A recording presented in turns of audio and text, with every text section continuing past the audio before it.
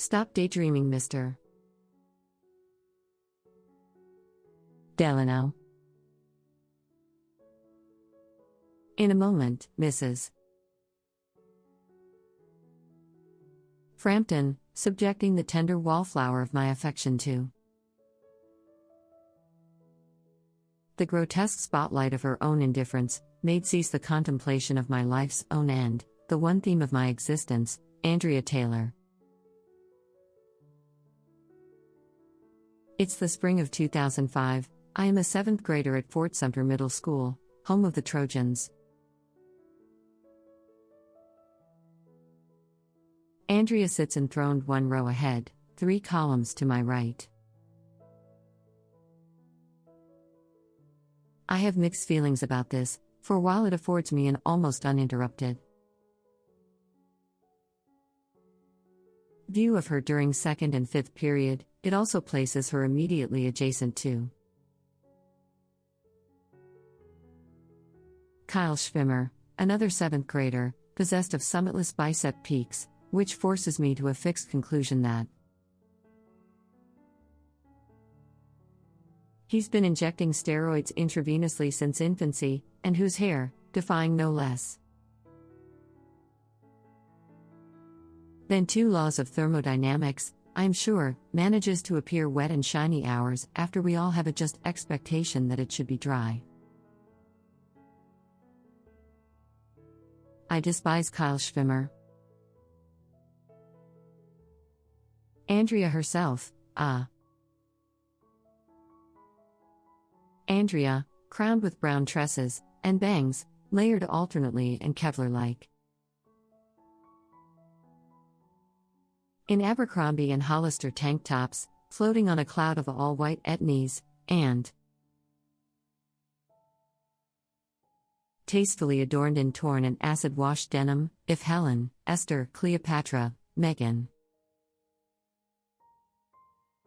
Fox herself stood before me, they could, collectively, aspire to light but a Yankee candle of affection before the blast furnace that is my love for Andrea Taylor. She dignifies all she touches. Braces, hitherto unthinkable, become the obvious conclusion of several months.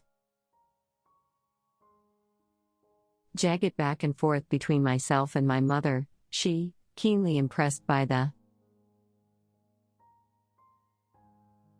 delayed gratification of orthodontics, I, unwilling to suffer an infinite 2 years of public degradation before my muse. That is, until Andrea arrives one Monday morning, her teeth elegantly arrayed in alternating pink and key lime green squares, her 2 favorite colors, and now mine. At best, she freely elected the ornamentation, and the entire school, nay the entire world, must soon follow suit. At worst, she was compelled by her parents, and to join her was now a question of solemn solidarity. I said, "Stop daydreaming, Mr. Delano. You're not even on the right page. You had better snap out of it before this evening." And to think, you before the entire school. As the sole member of my 7th grade class to make the principal's list for 4 quarters. Consecutively, I was nominated by the Student Council, that reverend body, to deliver the customary student speech at the Spring Awards banquet. My entire family would be present, as would a large portion of the student body, their own families included. My speech was already prepared some week in advance, but the grandeur of the event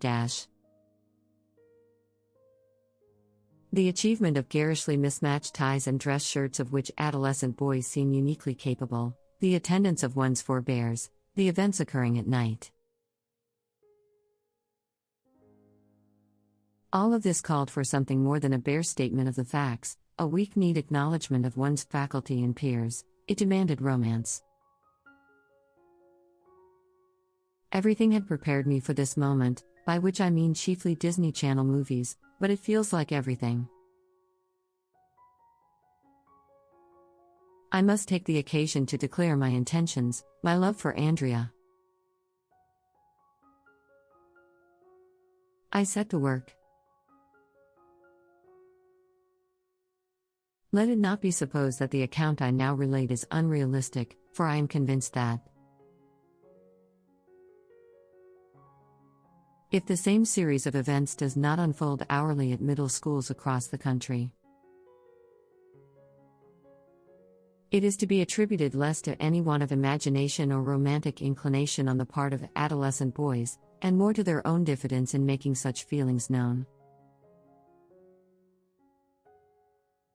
My case may be singular in that I did declare my love, but then, mine was no common love. The night arrives. I scramble numbly from the third row of my mother's van just in time to witness Kyle Schwimmer emerging from the passenger seat of his older brother's Mazda Miata, a convertible.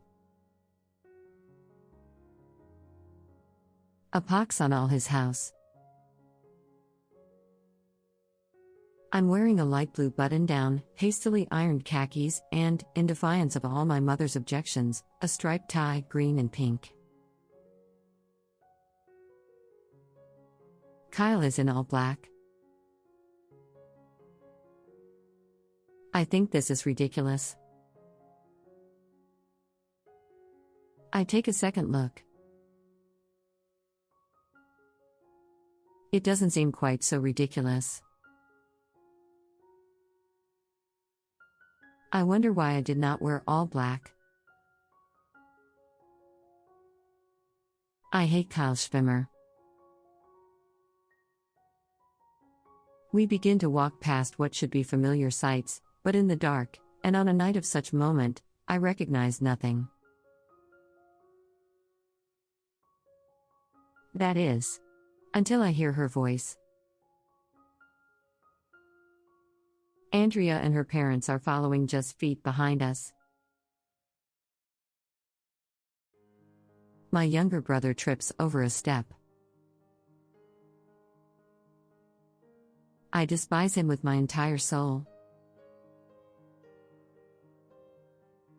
She doesn't seem to notice, or to impute his failings to me despite our near relation.